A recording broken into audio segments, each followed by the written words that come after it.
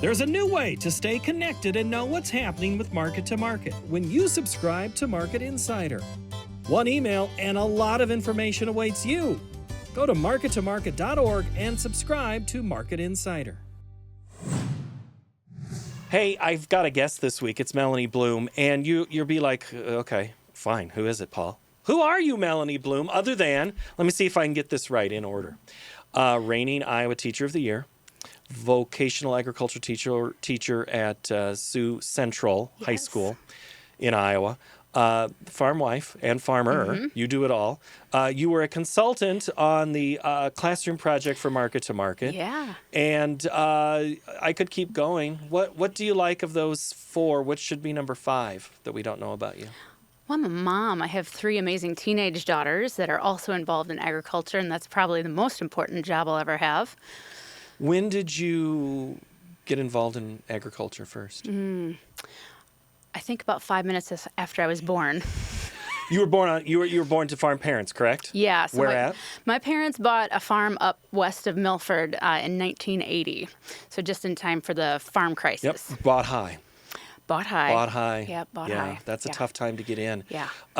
So did your parents have a history in why they wanted to buy a farm? Yeah, I mean, they were both farm kids. So my husband and I both hail on both sides of our family 5 generations back, Northwest Iowa farm families, several generations. And so my dad used to say, like, we don't have any ancestors that weren't farmers once they got to the United States in the 1860s and 70s. So it's not that it wasn't a choice, but it was pretty easy for them to think about doing that.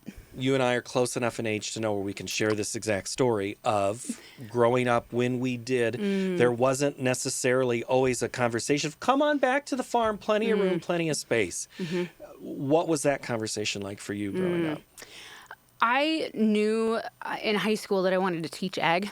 And so the conversation at the time when I graduated in the late 90s, back in the last century, the conversation was go teach for a few years, and then if you want to come home and farm, we'll talk about it then. I know a lot of college classmates, and you probably had the same thing, whose parents encouraged them not to farm.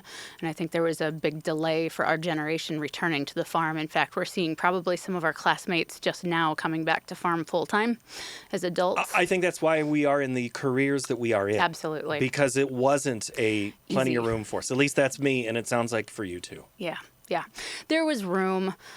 So my dad was killed in a farm accident just before I started to teach, and that was pretty traumatic and crazy, and a lot of stuff happened around that. There was probably space and room, but at that point, my trajectory was set, and I was really excited to be a teacher. But That's where we education, landed. why? 1.6% of the U.S. population knows about production agriculture, right? The average consumer is 3 to 5 generations removed from agriculture. So when I think about agricultural education, I think about consumer education and also providing really good quality employees and entrepreneurs for the agriculture industry. I'm sorry, I forgot to ask. Did you have a good teacher of this subject when you were growing up? I had several teachers at Lake Park that were phenomenal. I really, really enjoyed them, and they did a great job of just stoking the fires, of the interest. For education or for the topic of agriculture in the classroom? Both. Yeah, I was really excited. So in 1995, I think then State President Scott Harold visited our agriculture classroom, and he had us go around the classroom and answer, what do you want to be when you grow up? And I said, at that time, I thought I was going to be an elementary teacher. And he looked at me and he said, but you enjoy agriculture and you want to teach. Why wouldn't you be an ag teacher? At the time, there were not very many female ag teachers, and so it just had not occurred to me. But that was kind of my watershed moment. There you go. Where I thought, why not? Iowa State?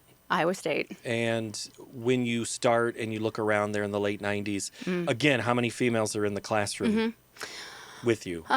So our class at Iowa State Ag Ed, it was probably pretty balanced, 50-50, which at the time, that was really about the time that tide was starting to turn. When we look at agriculture teachers across the state of Iowa today, at about 350 of us, we are 60 to 70% female. Well, yeah, I was going to ask you, if you go to the class now, I know it's not balanced. I've It is seen not the class. balanced. What changed? I think we see a lot of young females just really excited to get involved in the agriculture industry, and I think we see a lot of males finding a lot of satisfaction in. Mike Rowe really pushed the dirty jobs, and I think that has really risen in popularity for our young men. They love being outside, working with their hands, and sometimes education is not perceived as a dirty job or dirty enough job, maybe for some of our young men. If you step back a little bit in agriculture, are the jobs, are those going into the field? Of course, they're not all in education. Right. But is it the same gender balance that it is that you're seeing in the classroom? I don't know those numbers. When I so I spent a little bit of time with Iowa State and their career services office. Mike Gall was one of my favorite people to talk to every year. What do you see? What are the trends? The high dollar, high demand jobs seem like they were maybe trending a little bit more female. Again, the more hands-on, the more physical jobs, obviously still probably trending male. Yeah, still. Yeah. See, and I still look at those pictures. I look heavily at Iowa State, and I see in the grain marketing class, it's a lot more women, Female. and it's Yep. a lot. And the people communicating with the show. What do you want to get into? Ag communications is a big thing. Yeah. So is the marketing side of things. So, what is pushing us there? Teachers like you. We'd love to blame it on teachers like me. I really just keep looking at there's some tremendous opportunities in the agricultural industry. We're told by employers left and right, and you maybe hear this too, there are not enough people available to fill jobs from all levels, from highly educated to entry level straight out of high school. There just are not enough people to fill all the jobs that there seem to be in agriculture. So when we talk about unemployment rates, that doesn't seem to be quite the problem in the agriculture industry. We tend to have more problems finding people to fill the jobs.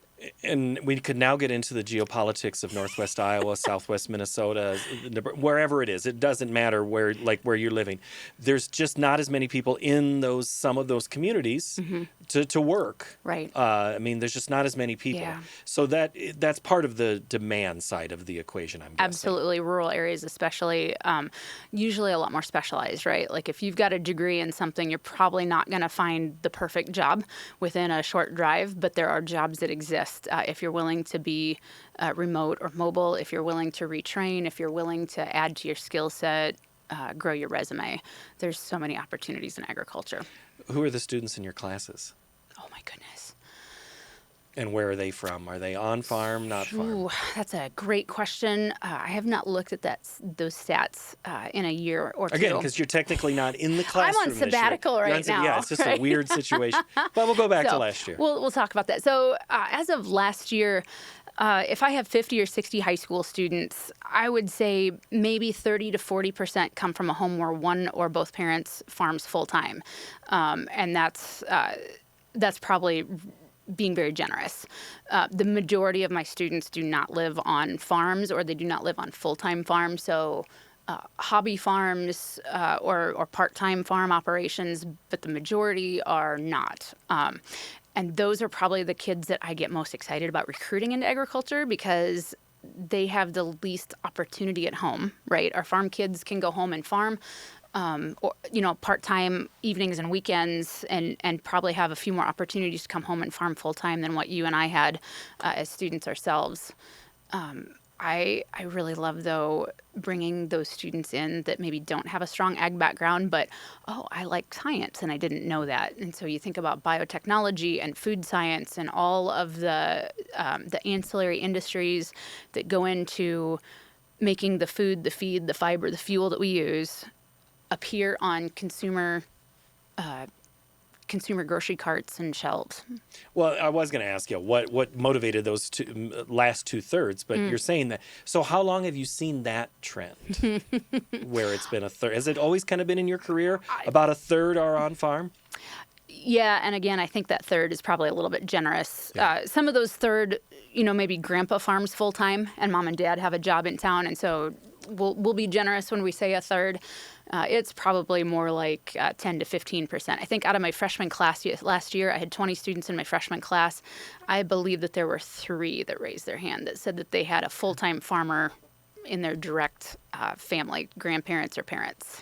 And so then of your students, do they want to return to the farm, or do they want to return to one of those specialized jobs that you were referring to earlier?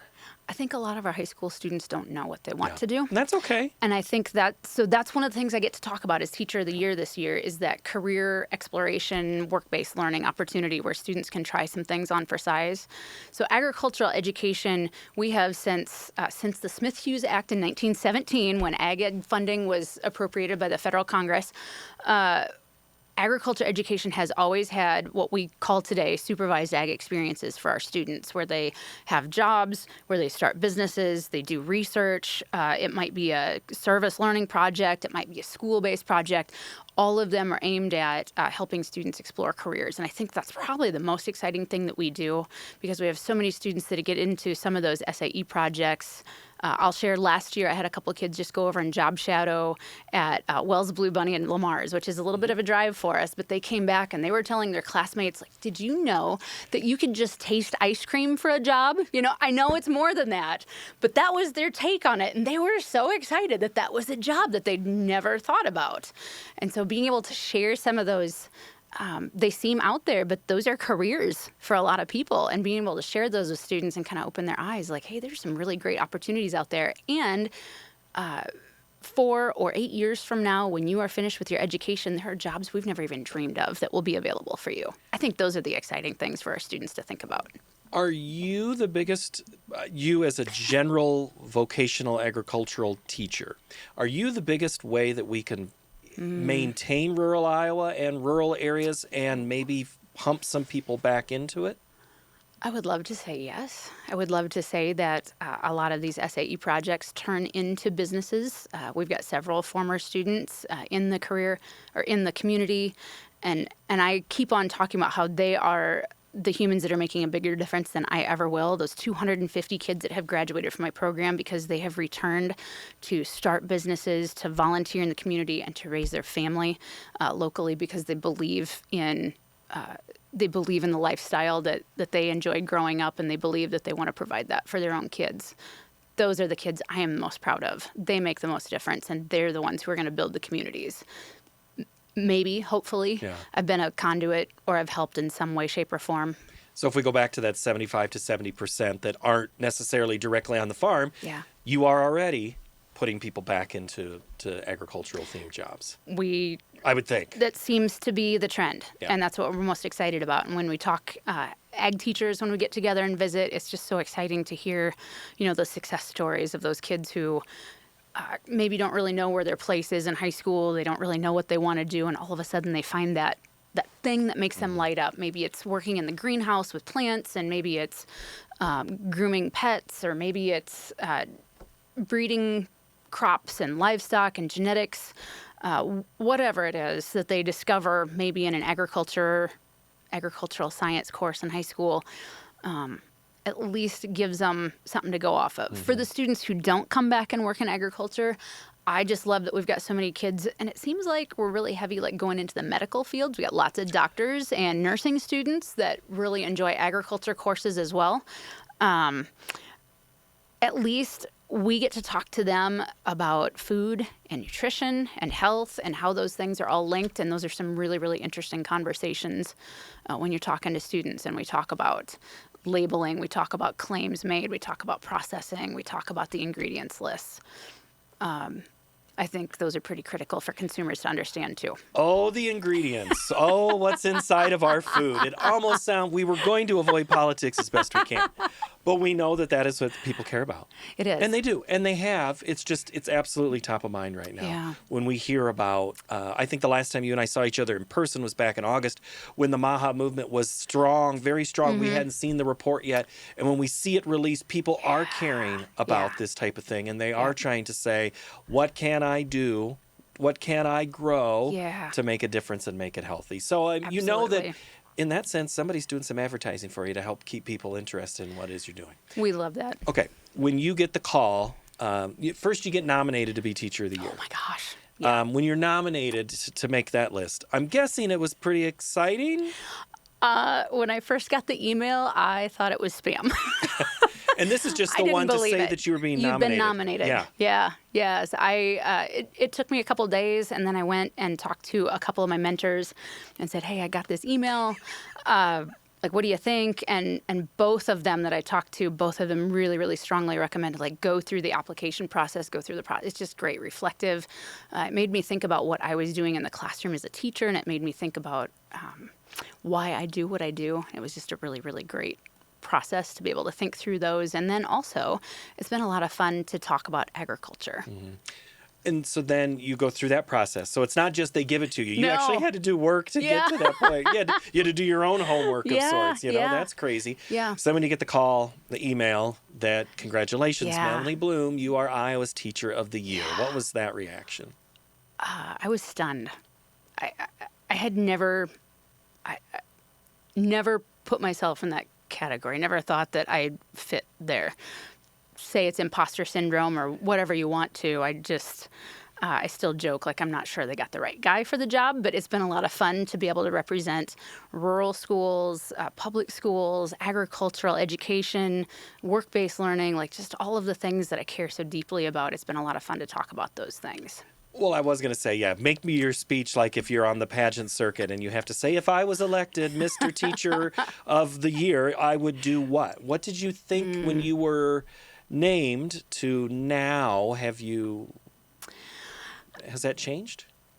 I think one of the things that I like to talk about the most is we have 38,000 phenomenal teachers in the state of Iowa, and we don't talk about the really good ones enough. We hear, on the news sometimes about maybe the ones that maybe not as well liked, but we do some amazing things in educators' classrooms, and I've visited so many classrooms this year, and I've talked to so many educators, and I love the stories.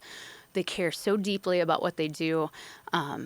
And I continue to talk about, like, we chose this, right? I'm an agricultural educator by choice and not by chance. There was no chance involved. I choose every single morning to get up out of bed. I choose every single morning how to start my day, unless we get the call that the cows are out. I choose every single day that I'm going to keep being an ag teacher. And maybe today I'm not going to be a stellar ag teacher, but maybe tomorrow I'll be above average, or I'm going to do something just a little bit better today than I did from yesterday. That's a choice that we make. I'm not sure if Iowa has selected a vocational agriculture teacher before as Teacher of the Year. Was there one? In 2000. So this is a fun story. When I was getting ready to go out and student teach, that will tell you how old I am, the Iowa Teacher of the Year of 2000 came and visited our class. Dr. Tom Paulson at Morningside now was the Teacher of the Year, and he was an agricultural educator. As far as we know, we're the only two, so it's a small fraternity. But it's been a lot of fun to visit with Dr. Paulson about what we do, and then just also to work with all of the other agricultural educators in the state just to continue to promote what we do. And not just agriculture education, right? Like you call us vocational, but we talk about career and technical educators, and we talk about all of the service areas, right, that are helping to prepare students for careers and job skills. I take it a step further, and I think every teacher can be career connected, right? I've talked to elementary teachers who bring in celebrity guests for spelling tests, elementary teachers who have jobs in their classroom and students fill out applications for classroom jobs. I love all the ways that we're trying to expose students to job and career skills at much younger ages, maybe than what we've seen. So I talk about the rural area. Let's go to the metro areas Okay. because you've had the opportunity to go, you said, in all these classrooms and all these places. Do you get that furrowed brow? Oh, what is she going to teach us about? Well, I don't need agriculture. I don't care. I live in Cedar Rapids, Des Moines, Iowa City, Sioux City, whatever. Big city. I got a city in my name. Why does this matter? I have been welcomed with open arms everywhere I've been, and I love that. I love that. I'm not saying that you haven't, Melanie. But what I'm saying is there are clearly some people who still think, oh, you don't know what you're doing because you're from the rural area. Or agriculture is farming. Yeah. Right. I think just getting to share that story, how we're so much more than just production ag. When I hear people talk about, well, they're just going to go home and farm. They don't even need to go to college. Like I've heard that at all levels of education, and not just recently, but for years. They just finish high school and go home and farm. You'll learn what you need to know from a neighbor. Nope. My husband is a farmer. It's not easy. You don't just pick that up, and especially when you think about the business management, the technology. Like some of these farmers are like computer scientists, right? The technology that they're running, and a lot of the technology that they're using was developed by farmers, right? Who don't have computer science degrees. So you just think about like the amount of learning and work that has gone into those inventions and advancements in agriculture. They've started with people who have learned how to think, how to problem solve, how to find better ways to do things. Do we find that there's areas more receptive to that pitch than others? Likely. Yeah. Yeah. And I say areas, I mean geographical areas. Yeah. Yeah. For sure. I think the areas that are more rural tend to understand, because they see the equipment on the roads. I think in some places you go, people see the equipment on the roads and they're a little frustrated by it because it's the traffic jam, right?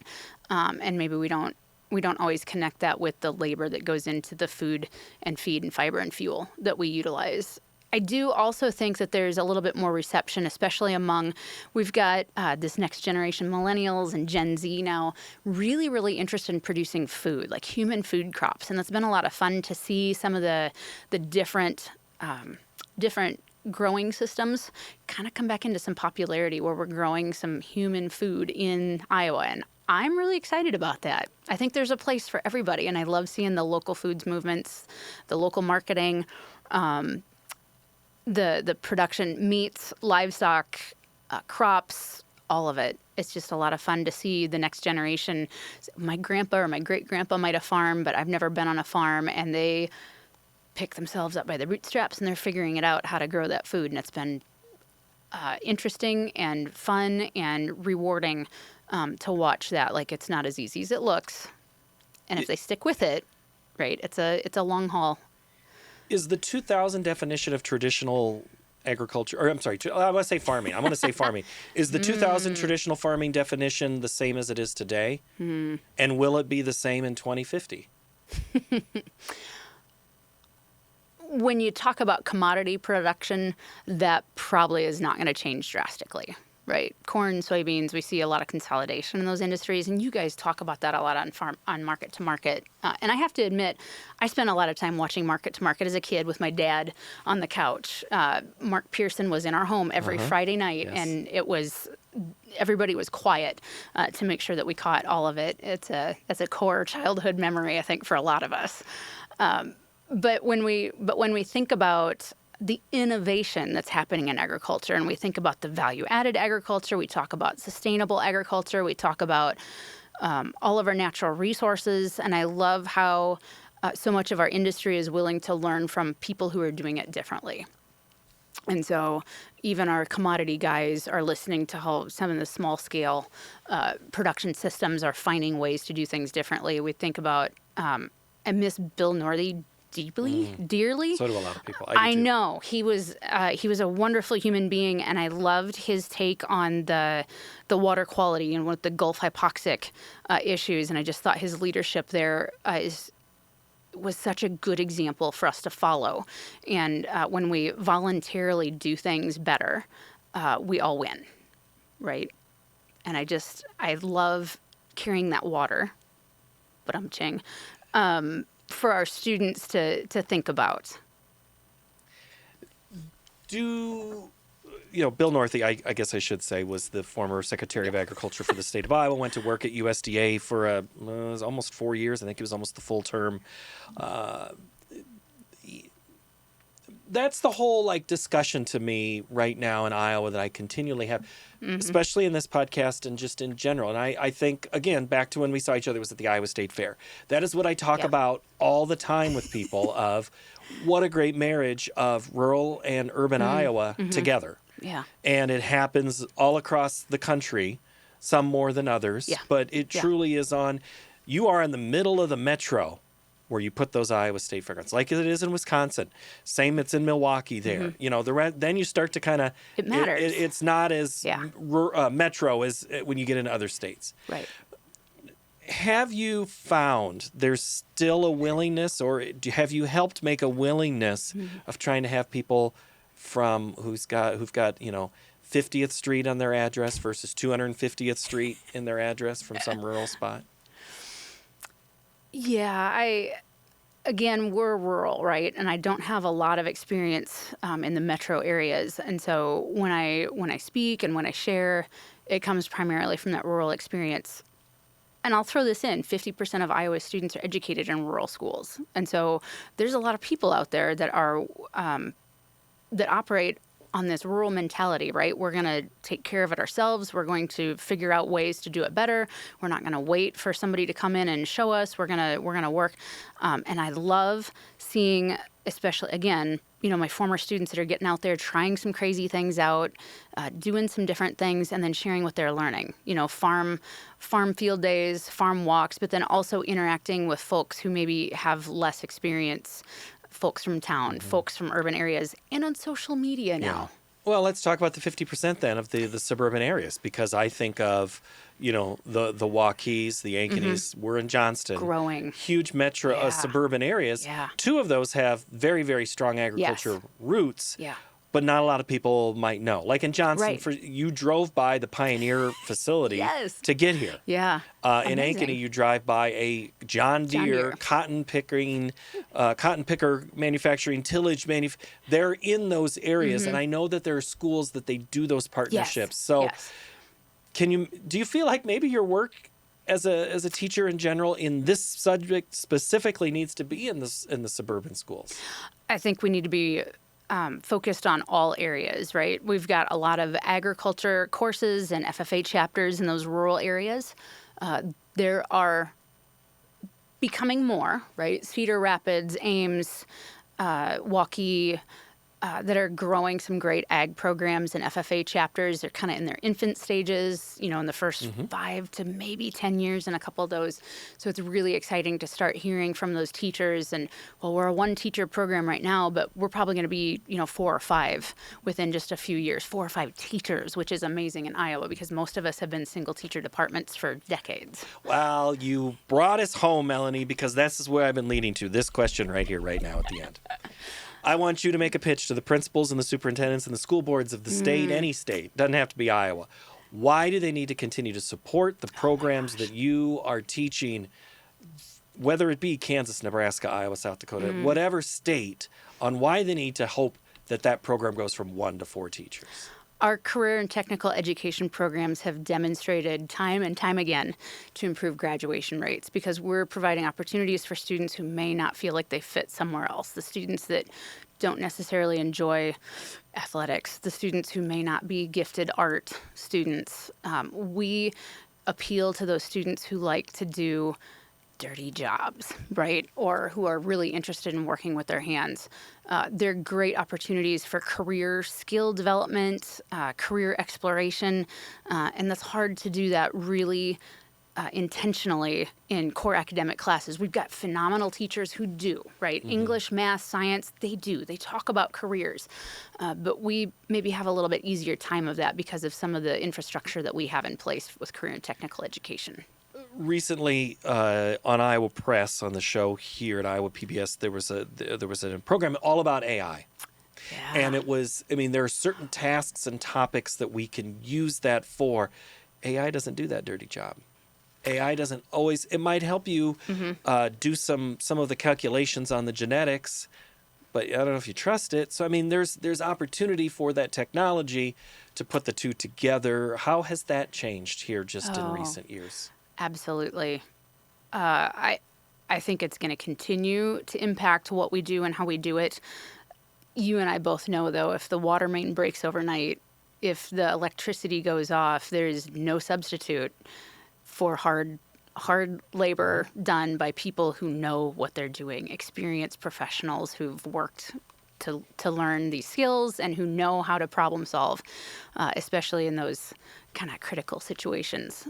I think that labor, we can talk about technology and mechanization all we want. There is always going to need to be a human being directing it. What has been the schedule that you have to maintain this year? Is it kind of carbon copy from every teacher of the year, or were you allowed to tailor it a little bit? all teachers of the year have a platform that they'll spend some time talking about. So my focus this year has been on that career connected learning, work-based learning, and kind of again carrying that water, so that maybe more people can provide those opportunities for students across the state. And we've got some schools doing a great job of it, and we've got some schools asking questions like, we don't maybe have a lot of employers in rural areas where students can get really diverse work experiences. And so how can we provide some of those opportunities maybe in the school building or in-house, or get a little bit more creative with those. Other items, I'm also working on an ag heritage curriculum for the America 250 project. So we'll be talking a little bit about the heritage of the agricultural industry in Iowa. And that has been a lot of fun to dig into. I enjoy history, I enjoy agriculture. So it's just a really nice intersection of a lot of interests for me. And your tenure's getting close. What do you got? 3-4 months left before they name the next one? Isn't it usually about April, May, or So is they it after the have first? named the next one. Oh, they have. Yeah. So they Okay. usually do that in the fall, and then she will officially start on July 1st. So there's an overlap period here for the next 6 months or so where we'll get to work together a lot, and she's going to do a great job. Stephanie Pritz from Sheldon, so another rural Northwest Iowa girl, right? Yeah. We're really excited, and she's really focused on interventions for math and reading, and I'm really excited to learn about those. As a career and tech teacher, like I kind of get siloed in the high school area, and so as I've learned more about like the science of reading and some of the things that we're starting to do with literacy and math in elementaries, I'm just really getting excited about how we're providing some really great instructional strategies for our students. Yes, you've been on sabbatical for a year, but are you looking forward to getting back into the classroom? Yes, I miss my kids a lot. Do you miss that grind? I do, actually. It's this schedule this year. It's really irregular, and so one day I can be on the road to faraway places in Iowa and back again, and the next day I'll be in the office working on curriculum. It's not a set schedule, and I don't always know exactly what to expect every day. So it's been a lot less predictable. And it's allowed you to maybe work on weaning calves if that needs to come up at home? I mean, I'm at home mornings Or did you run and the grain cart evenings. at all, or run the combine? I didn't this fall, didn't. so I've been on the road quite a bit, and I haven't been out on the farm as much as maybe I could. But we also have teenagers on the harvest crew, and they've got some guys pretty well dedicated. And so usually when I've got time, evenings and weekends, that's when they've got the most help on the farm, anyways. Yeah, that's true. So. In the final moments, I mentioned, helped us on our classroom project. Grade us. How have we done since you consulted us? Have we kept up our end of the bargain? And I mean, because I hear from teachers that they use us in the classroom. Yeah. Make a pitch, I guess, to someone who hasn't used us in the classroom yet on why you felt it was important to give your time to that, however many years ago. What I loved about that project is at that time in education, we were transitioning from the teacher putting a film strip on for the entire 45. Yeah, you laugh because that's how you were taught too. 45 minutes of film strip or video to where we're doing a little bit more discrete units of information. So we might use a 5 to 6 minute video clip, and you guys did a really, really good job really early on of putting together their short video clips that we could utilize to introduce the subject and grab students' interest, and then dig in to the information a little bit more in a meaningful way. And so I loved that aspect. Even as an experienced teacher with a few years under my belt, like I tend to kind of gravitate towards the same things over and over again. And I know I need to get back into that library and look at it, because I'm sure there's some updated resources that would really help when students, and I love it when students come into the classroom and they ask questions. Well, I saw this, or I heard this, or what does this mean?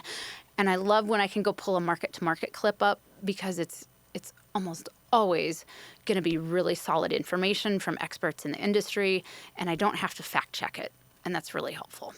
We appreciate your time then. Yeah. That was fun to help make that. And to think that, Matthew Eddy also helped us, who has now taken his own path and gone. Yeah. And to think that we're in classrooms, or to not just in living rooms where you got to be quiet, but we know that people watch the show wherever they go, and I always want people to be involved and answer questions. So just let it be known, your students, I'd love to have some on if they want to, if they have a commodity question or something for any of our analysts. That's always a thing. Send us an email anytime, market-to-market@iowapbs.org. You can be in the have a discussion. Maybe it'll help get extra credit. Maybe we need to go back to that little thing Maybe. of maybe get those teachers to offer up If a little. If you your make it onto the question show, gets on the show. you get to maybe teach the class next week. I like that. That's a little hard. Well, you never know. We got to recruit our teachers somehow. It'd be different. Melanie, congratulations. Thank you so much. When I saw your name came through, and I'd heard a whisper that it was coming, and one of our guys who's now my boss again had worked at DE at the time, and he just could not stop talking about how wonderful you are. And I said, I know, right? We know. Melanie Bloom, Teacher of the Year for the state of Iowa, also at Sioux Central High School in Iowa. And that is this installment of the M2M podcast. I'm Paul Yeager. Thank you so very much for watching. We will see you next time. Next Tuesday, the next episode of this podcast comes out. We'll see you then.